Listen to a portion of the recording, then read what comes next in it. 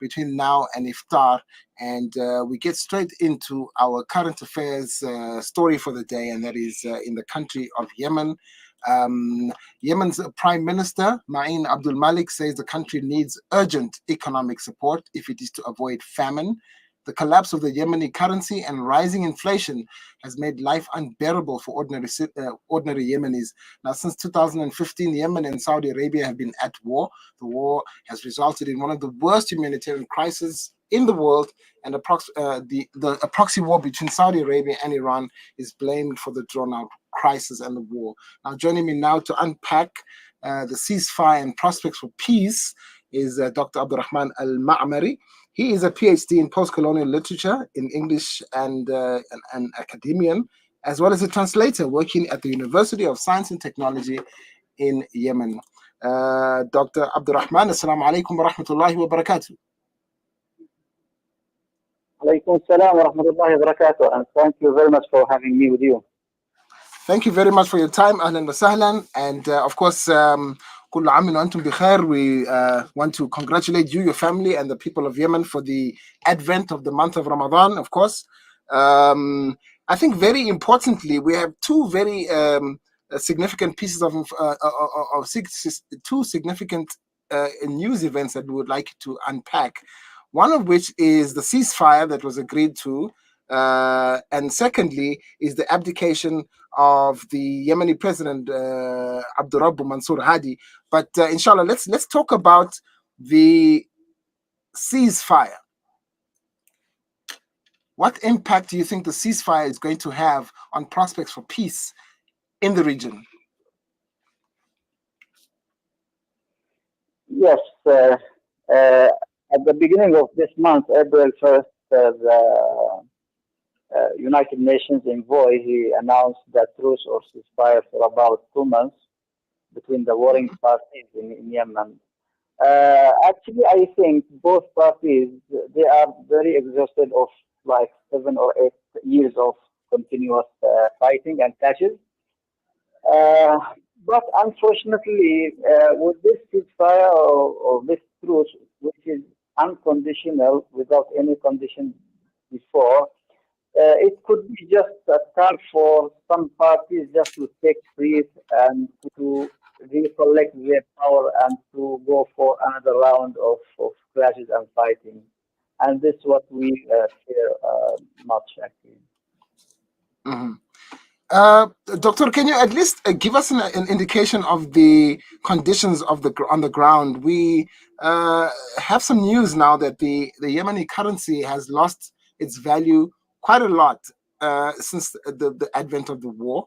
We have heard news where it's very difficult for people in Yemen within the country to purchase basic supplies in terms of food, in terms of electricity, in terms of even fuel. So how will this ceasefire assist with getting life back to normal for ordinary Yemeni citizens? Yeah, regarding the currency, the national currency rate, the currency has declined about like 4 times or 5 times since the war started in 2015. When the war started, the $1 equals like 250, but now it's like 1,500 in some parts of Yemen, unfortunately. The good news, which what we are waiting to materialize, is that with this ceasefire, there is some conditions to lift the blockade and to allow some ships to arrive or to reach some parts of Yemen. So with this news, we hope that this will lift some of the people suffering in Yemen. Mm-hmm. If it's materialized, we are still waiting and we are still in the early period to judge actually this condition. Dr. Abdurrahman, the United Nations and other aid organizations have described the situation in Yemen as the world's worst humanitarian crisis. I'd like to talk a little bit more about that, if you will. When we talk about the humanitarian situation, it's not just the price of the US dollar against the Yemeni rial. It's really about the quality of life that has really degenerated so drastically in Yemen. Yeah, in Yemen, in both parties of Yemen now, or in two parts of Yemen now, because Yemen is in reality is divided into two parts. One part which is controlled by the Houthis in the north and the west, and the what they call it the liberated areas, which is controlled by the legitimate government. So in both parts, actually, the Yemenis they are suffering a lot. Especially, you can see that the north and the western part, which is under the control of the Houthis, uh, people they stopped receiving their salaries for about 4 years now. So people in the public sector they are working mostly without any paying for this 4 years. Most of the people there they are living just and with the NGOs help and eat they distribute or they help people there. So the conditions of life there is too bad actually for people. And also the Mm, people in the south and the east, which is under the legitimate government, they are not in a better condition actually, unfortunately. And they are also suffering. The people like the city of Eden, which is in the south and controlled by the legitimate government, uh, which is one of the hottest cities in Yemen, which is in summer, the degrees of the temperature can reach until 40s. And you can imagine that the electricity cut can continue for about 15 to 18 hours a day in this hot climate. So in all dimension or in all aspects, people they are suffering a lot in Yemen. mhm. If you just joined us, we're speaking to Dr. Abdurrahman Al Ma'mari. Dr. Abdurrahman Al Ma'mari is a PhD in post-colonial literature studies at the University of Yemen, and he's talking to us about the situation there, humanitarian and political, as well as the war situation. Now, in case you've just joined us, the war in between Saudi Arabia and Yemen has included or brought other countries involved in this particular conflict. We have the Saudi Arabia with its allies in the Gulf region, and we have the Houthi rebels in Yemen, backed by Iran. And this is my question to you, Dr. Abdurrahman. Saudi Arabia and Iran are rivals in the region in terms of their political and social political and position in the region. Do you think that there's a chance that this war would actually come to an end, given the intense competition or the intense, I would say, misunderstanding between Saudi Arabia and Iran? Yeah, as you said, unfortunately, the war in Yemen is we can describe it as a proxy war between, which is actually between the two the original powers, Saudi Arabia and Iran. Unfortunately, I don't think this can help the domestic or the local issue in Yemen for the war to come to an end. Uh, but so far, recently, I think there are some Western pressure on the Saudi side, especially, uh, to do their best to stop the war. And actually, also, I think the Saudi Arabia itself, it comes to that point where they cannot add anything or they cannot reach any point. So, uh, maybe the war can stop, but actually, our concern as the Yemeni people is what next after the stop of the war. So if there is no balance of power between the warring parties, and if there is no national understanding which can guarantee the rights of all the people in the south and the north, and the Sunni and non-Sunni, and all these segments of the people, so people they are afraid that if the war stops and one side won the war, so it would be unjust for the other part of the people. Hmm. I think a lot of people don't understand that this particular war has its roots in the Arab Spring of 2012. Don't Dr. Abdurrahman, don't you want to take us back to how this particular war began? I know that everybody understands that for the last 7 years, Saudi Arabia have been relentlessly bombing Yemen with devastating impact on the humanitarian situation on the ground. Yemen, for its part, has been bombing using drones key oil installations in Saudi Arabia, Aramco, and even the United Arab Emirates. But the conflict really does have its origins in the Arab Spring of 2012. You want to just refresh our memory with that, Doctor? Yeah, actually, the Arab Spring wave, which was like in 3 or 4 Arab countries, Yemen was one of these countries. Uh, and actually, for the first round of the what we call it the revolution or the spring, the opposition parties and Christians they won, and the ex-president was forced to step down and to leave the power. Unfortunately, what we call it the counter revolution in the region, they got involved in the domestic on the local affairs by backing some parties, especially the ex-president party and other parties, so just to enable them to get revenge of the opposition parties and the revolution parties. So the current crisis starts from that point, from the 2012, which is with the Arab Spring. Hmm.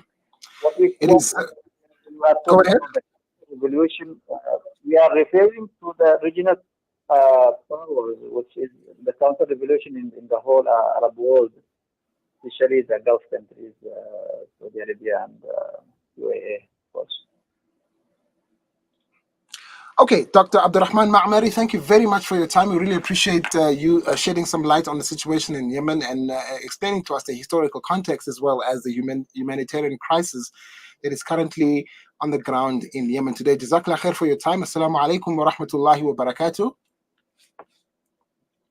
Alaikum salam wa rahmatullahi wa barakatuh. Thank you so much. We thank you. That was Dr. Abdurrahman Al Ma'mari from the University of Yemen talking to us about the situation there in his country. Currently, the humanitarian situation has reached crisis proportions. To quote the United Nations, one of the worst humanitarian crises in the world. And of course, inshallah, in the month of Ramadan, very, very difficult conditions under which our fellow Muslims in Yemen have been living under. We make dua that Allah subhanahu wa ta'ala allow the people there to give peace a chance, and that that situation does de-escalate considerably.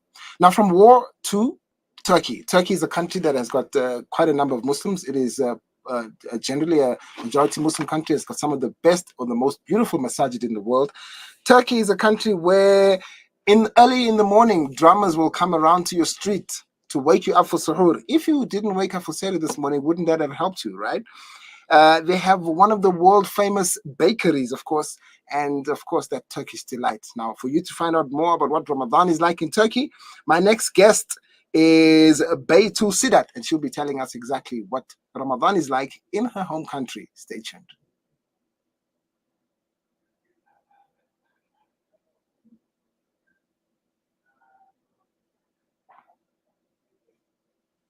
From the townships of South Africa, the refugee camps in Syria, or orphanages in Yemen, the eyes of the needy speak volumes with just one glare. We know what it's like to be at ground zero, with food essentials, clothing and blankets, fresh water portal trucks, and even on-site navigators. We use every cent to better their tomorrow. Become part of our journey to bring relief to all. Go to www.ashrafulaid.org or call us on 011-809-8181. Ashraful Aid, under the auspices of Maulana Suhail Wadi.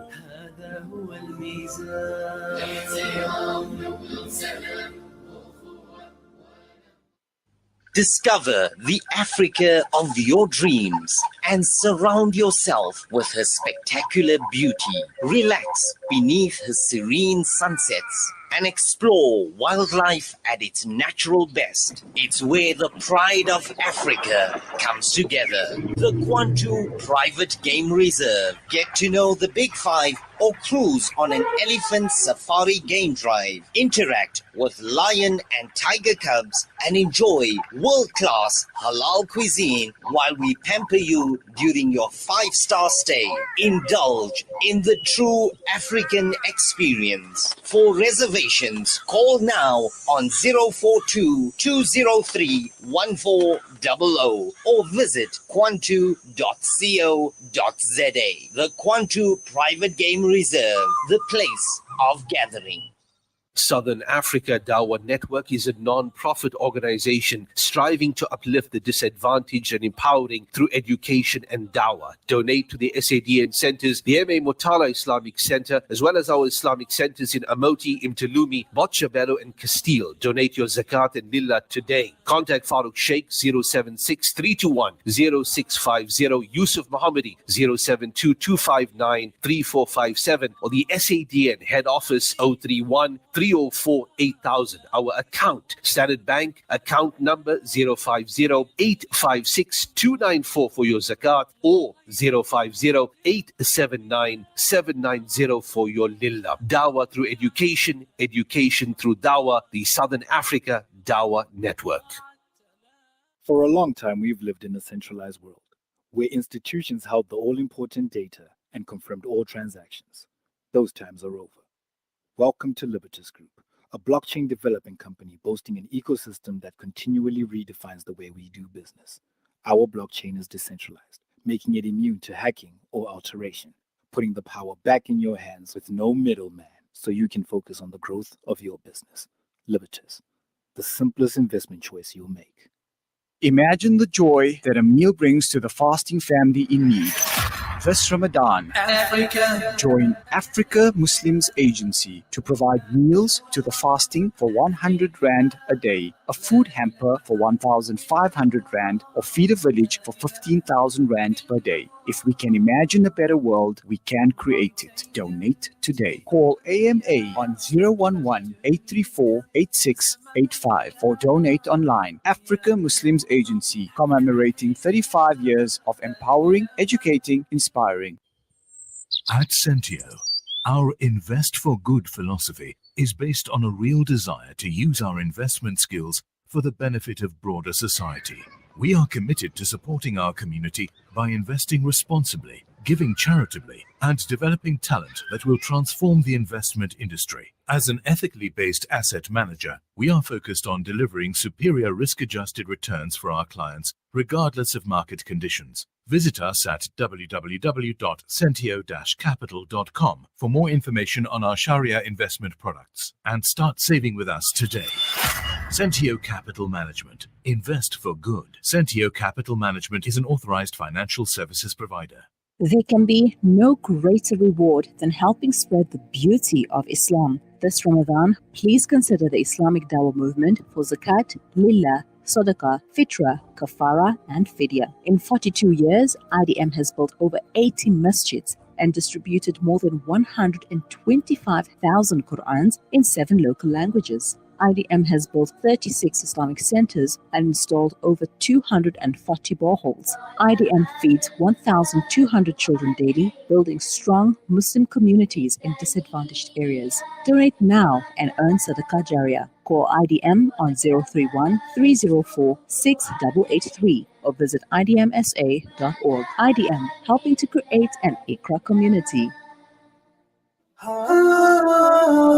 are listening to Salam Media live from our headquarters in South Africa. This is Salam Media, keeping you company this Ramadan. Welcome back to the Iftar Drive right here on... Welcome back to the Iftar Drive. My name is Lukman Skink, and of course, this is the part of the program where we look at Ramadan around the world. Now, Muslims celebrating the auspicious month of Ramadan are united in the common goal of making the best of their time. And of course, our daily Ramadan around the world segment seeks to show just how similar we all are and also how different we are. And we begin our journey into Turkey. right? We may have heard a lot about Turkey. We may have even traveled to Turkey, but if you haven't, then stay tuned for my next guest. It is Beitul Sidat, and of course, she joins us now on the StreamYard. Beitul, assalamu alaikum wa rahmatullahi wa barakatuh. Assalamu alaikum wa rahmatullahi wa barakatuh. Walaikum salam. Jazakallah khair for joining us this afternoon rather. Beitul, you are originally from Turkey, and what do you miss most about Ramadan in your home country? Because you're speaking to us right now from South Africa, aren't you? Yes, I am in South Africa now. I really miss home, especially the whole vibe of Ramadan and how everyone unites together, and you see the roads are full when it's time for going for Salah after iftar, and all the masjids are like all around you, so you hear azan from all over. And also I also miss the whole vibe after iftar, like you after the mosque, after Taraweeh, you're around with your kids playing, and there's everyone on the streets, and it's a really different atmosphere. Last year things were quite different than the year before because of the pandemic, but everything is pretty much gone back to normal from this year, hasn't it? In terms of the Yes. usual practices. I was actually doing a little bit of research on Ramadan in Turkey, and I came across an article where the government says that the bakeries need to start serving bread an hour before iftar because of the crowded people. Obviously last year being the pandemic, and I think everything has gone back to normal.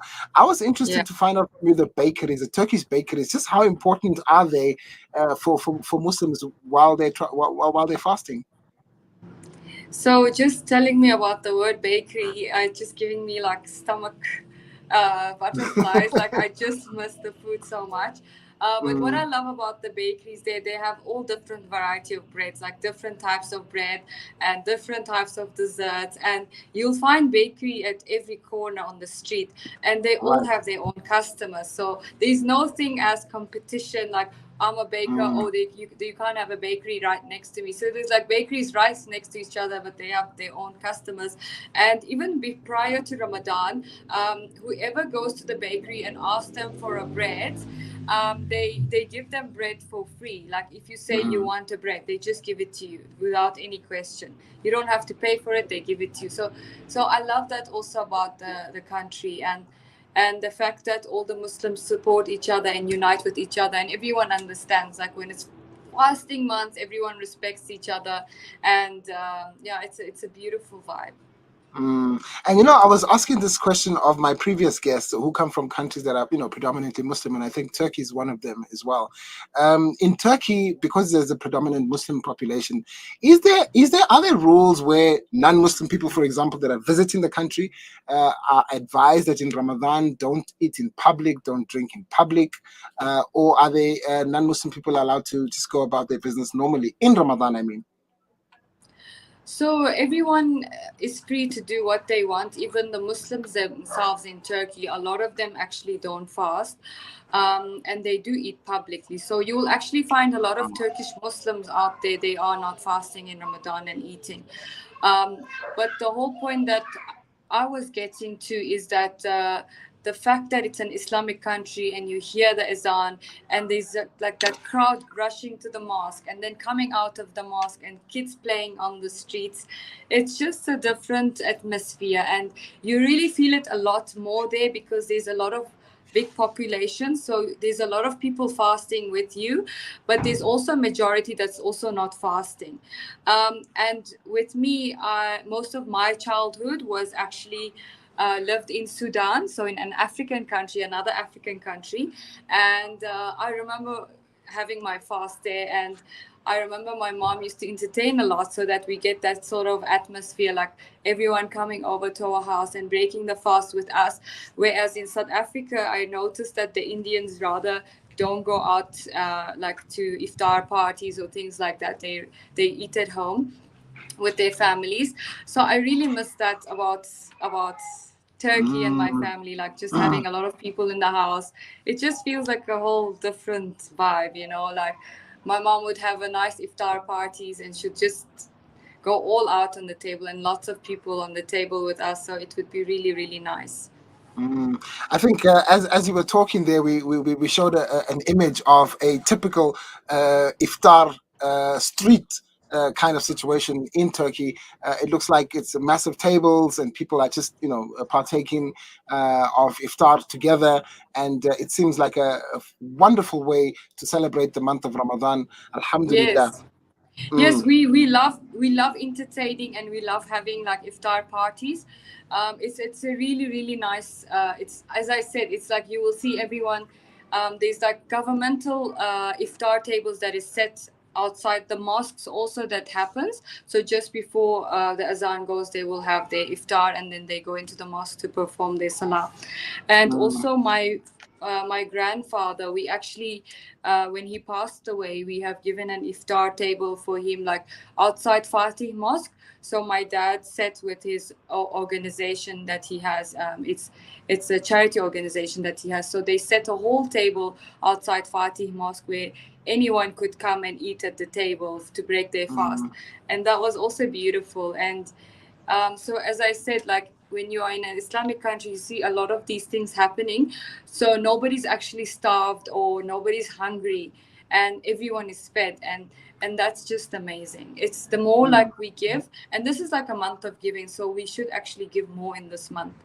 And always remember those people who are hungry out there and who are needy. So if you want to give your charity, make sure you give it, especially in this month, because it's a month of giving, and Allah will reward you more, inshallah. I mean, all right. Now let's talk about after the iftar in terms of the Taraweeh in the various masajid. Does Turkey come alive at night when people are frequenting the masajid, and do the ladies also frequent the masajid in the month of Ramadan? Yes, so the masjid is full with males and females, and even the kids will be there. And then after Taraweeh, you will see everyone feasting and having desserts and ice creams till Fajr. So nobody really sleeps after Taraweeh till Fajr, and then afterwards, after Fajr, after they have their sahur, then they go to sleep, and then they'll wake up obviously a bit later than usual. But that's the thing that I really like, and then also the safety aspect that you get to do these things there, and yeah, and you enjoy it with your other fellow Muslims.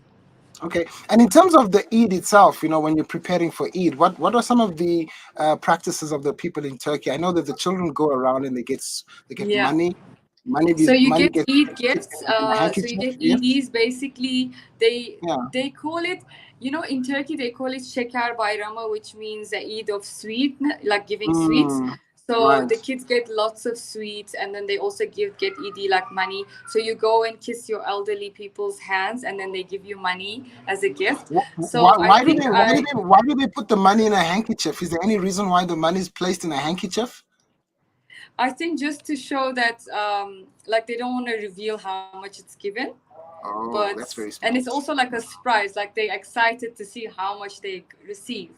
And like we would always go to my grandfather's house on Eid day, and the whole family would gather there, and all our cousins, like we were about 25 cousins in one house, so from the eldest to the youngest we would line up, and then we would all go kiss their hands. So you kiss the hand, and then you put it on your forehead as a form of respect, and then he would give us our Eidis, and then you'll kiss your grandmother, she will do the same to you, and then your father and your mother.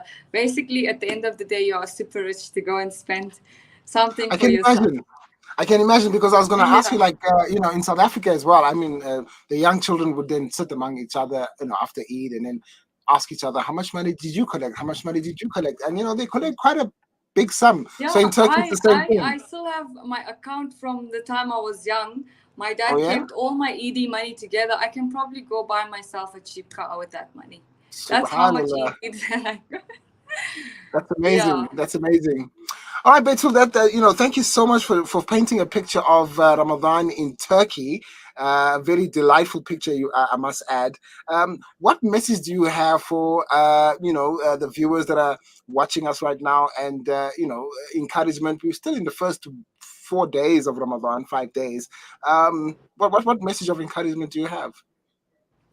I think as we live in a in a non-Muslim country, we should make this month aware for the non-Muslims and why we fast in the month of Ramadan and why we celebrate Eid, and just make an awareness and also help the needy and the poor. It doesn't necessarily mean that we must help the Muslims, but just everyone in Oh, yeah, general, yeah. and just be kind and forgive whoever that has hurt you, and just ask for forgiveness also if you have hurt anyone, and just try and give as much as possible, and also make it special in your home.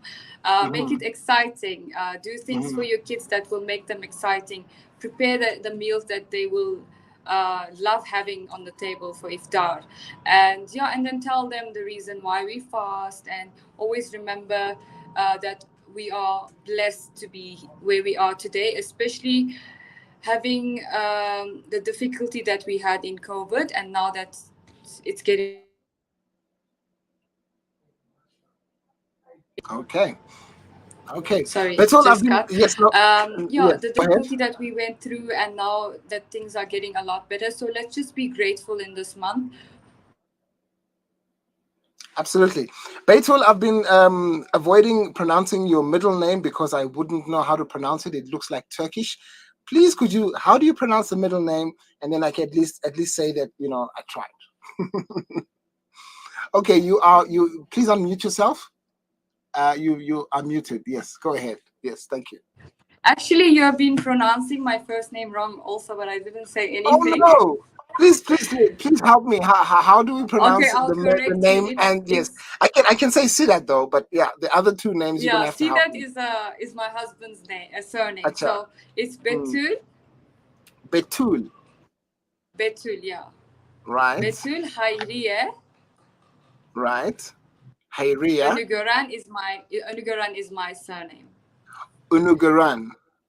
Yeah, and the name Hayriye was given by my grandfather. It was his Right. mom's name, and Mm. Hayriye means someone who does goodness. So I hope I Okay. do that. Inshallah. That's as we say, Inshallah. it's Sama. It's hopefully they when they name you as a child, they name you with the dua that you are going to actually live up to that name, inshallah. Yes, I agree. So inshallah, we can all resemble our names and act upon the Ameen. names that was given to us, inshallah. Batul, thank you very much, and shukran for your time. May Allah reward you, your family both in South Africa and in Turkey. And we certainly hope that you continue doing what you're doing to keep the Ramadan spirit alive in your family, in your community, and wherever you are. Jazakallah. Thank you so much for having me at your show. I really appreciate it. Sorry, your voice is gone, so I couldn't hear what you said. But thank you so much. You are welcome. Sister Baitul, shukran jazilan for your time. Once again, that is our Ramadan Around the World segment. And of course, she was painting a picture for us, and you saw some of the visuals that we used about Ramadan in Turkey. The one thing that it seems to be big in Turkey is those massive street iftar bashes. It seems like they put tables outside the masajid on the street, so that anybody who wants to have iftar is able to come through. And she talked to us a little bit about some of their traditions on, in the build up towards Eid ul Fitr. That's still a long way from now. 12 minutes to 5 p.m. Central African time. We're going to take a short break. When we come back, we continue with our Palestine Ramadan, Radio Palestine in Ramadan. Stay tuned.